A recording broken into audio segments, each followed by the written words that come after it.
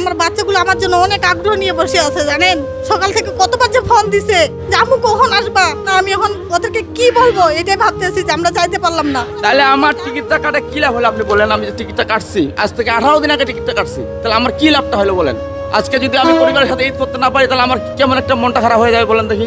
আমার বাচ্চাগুলো কাল থেকে অপেক্ষা করতেছে আমাদের জন্য। আমরা সকালবেলা টিকিট কেটে এখানে ভোর 5টায় আসছি। ট্রেন, সরকারি ট্রেন, গেটগুলো বন্ধ থাকবে কেন? আমার প্রশ্ন হচ্ছে এটা। আর যারা টিকিট কাটেনি তারা উঠে গেট বন্ধ করে রাখছে, এই জন্য প্রশাসন এগুলো দেখতেছে না। কোচের প্রতিটা দরজা লাগানো, ভিতর থেকে লাগানো।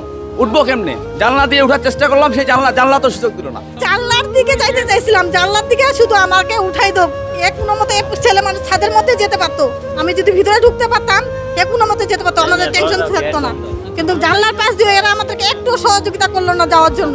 ভাই আমরা টিকিট কাটছি, 3টা টিকিট কাটা আছে আমাদের 3 জন লোক। টাকাটা বড় কথা না, পরিবারের সঙ্গে যাই ঈদ করাটা হচ্ছে সব থেকে বড় কথা। কোথায় যাবেন? দিনাজপুরে যাবো, অনেক দূরের রাস্তা, প্রায় 12 ঘন্টার রাস্তা। প্রচন্ড ভিড় ছিল, প্রচন্ড ভিড়। আবার এর মধ্যে যাদের টিকিট নাই ওরাই উঠে আর দরজাগুলো লক করে দিচ্ছে। দেখেন এটা আমাদের টিকিট ছিল, কিন্তু এই টিকিটটা কাটে আমাদের কোনো লাভ হলো না। আমরা কেন কাটলাম? 18 দিন আগে আমি এই টিকিটটা কাটছি শুধু দেশে বাসা যাওয়ার জন্য, আমাদের সন্তানদের সাথে ঈদ করার জন্য, আমাদের পরিবারের সাথে ঈদ করার জন্য। কিন্তু আমরা যেতে পারলাম না। কেন যেতে পারলাম না? তো আমরা টিকিট কাটা সত্ত্বেও আমরা যাইতে পারলাম না কেন? আমাদের সন্তানরা এখন ওইখানে আছে, আমাদের সন্তানদের ছাড়া যদি আমাদের ঈদ করতে হয় তাহলে এত দুঃখজনক আর আমাদের কাছে কিছুই নেই। অবশ্যই খারাপ লাগতেছে। আমার বাচ্চাগুলো কাল থেকে অপেক্ষা করতেছে আমাদের জন্য। আমরা সকালবেলা টিকিট কেটে এখানে ভোর 5টায় আসছি, 5টার পরে এখন 12টা বাজে, আমরা যদি যেতে না পারি। ভোর 5টায় এসেছেন, এখন প্রায় 1টা বাজে। জি, এতক্ষণ আমরা বয়েছি শুধু যাওয়ার জন্য, কিন্তু তারপর আমরা যাইতে পারতেছি না। এর চেয়ে দুঃখজনক আর কিছু আছে? কে কে যাচ্ছেন আপনারা? এই যে আমার আব্বা হবে, আমার ওয়াইফ। দরজা খোলা নাই, প্লাস আবার একটু উঠাই দিছিলাম, এরা ধাক্কায় নামাই দিছে। পলাশো এর বাচ্চারা সব ধাক্কায় নামাই দিছে আমাদের। মানে আমরা টিকিট কাটছি, আমাদের কোনো মূল্য নাই। যারা টিকিট কাটে না এদের মূল্য সবচেয়ে বেশি। যাইতে যাতে আমাদের দূরের রাস্তা না, যাতে অনেক সময় লাগে, 12 ঘন্টা সময় লাগে। 12 ঘন্টা আমরা যদি 9টায় ট্রেনে চড়ি বা 10টায় চড়ি তাহলে কি পরিবারের সাথে ঈদ করা যাইব? ঘরে আসছি তোমার কোনো জ্যামের মধ্যে না পড়। আর সকাল 9টায় ট্রেন ছাড়ার কথা ছিল, তাহলে ওদের অনুভূতি। আমার বাচ্চাগুলো আমার জন্য অনেক আগ্রহ নিয়ে বসে আছে জানেন। সকাল থেকে কতবার যে ফোন দিছে যে আম্মু কখন আসবা, কখন গাড়িতে উঠছো, তারপর আমরা যাইতে পারতেছি না। আমি এখন ওদেরকে কি বলবো এটাই ভাবতেছি যে আমরা যাইতে পারলাম না। আদৌ রাত 8টা 9টা যাইতে পারবো কিনা এটা তো কোনো সিকিউরিটি নেই আছে। জানলার দিকে যাইতে চাইছিলাম, জানলার দিকে শুধু আমাকে উঠাই দাও। কোনো মতে ছেলে মানুষ ছাদের মধ্যে যেতে পারতো, আমি যদি ভিতরে ঢুকতে পারতাম কোনো মতে যেতে পারতো, আমাদের টেনশন থাকতো না।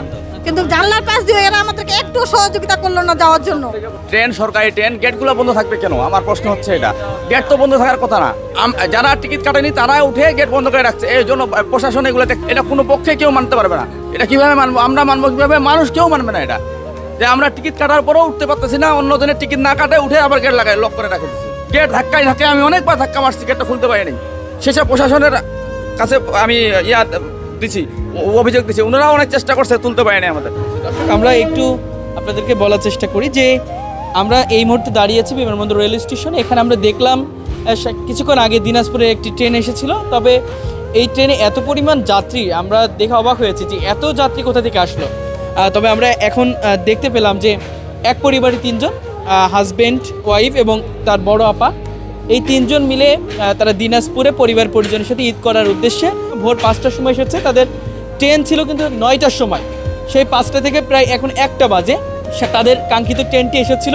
সেই ট্রেনে তারা ওঠার চেষ্টা করেছে, তবে কোনোভাবে সেই ট্রেনে উঠতে পারে না। কারণ ট্রেনে আমরা দেখেছি ছাদে শত শত মানুষ, এবং অধিকাংশই আমরা দেখেছি যে ট্রেনের যে দরজা, সেই দরজাগুলো বন্ধ করে রাখা হয়েছিল, এবং যেগুলো খোলা ছিল সেগুলোতে এত পরিমাণ মানুষ ছিল, মানে ঝুলতে ঝুলতে আসলে তারা গিয়েছে এমনটাই দেখেছি। তবে তারা কিন্তু কোনোভাবে উঠতে পারেনি, এবং আমরা দেখেছি তাদের চোখে পানি চলে এসেছে, তারা কান্না করছে, পরিবার পরিজনের সাথে ঈদ করতে পারবে না। এটা তাদের সবচেয়ে কষ্ট। তাদের সন্তানরা সেখানে অপেক্ষা করছে, কখন মা আসবে, কখন বাবা আসবে, সেই দিনাজপুর সেখানে যেতে হবে।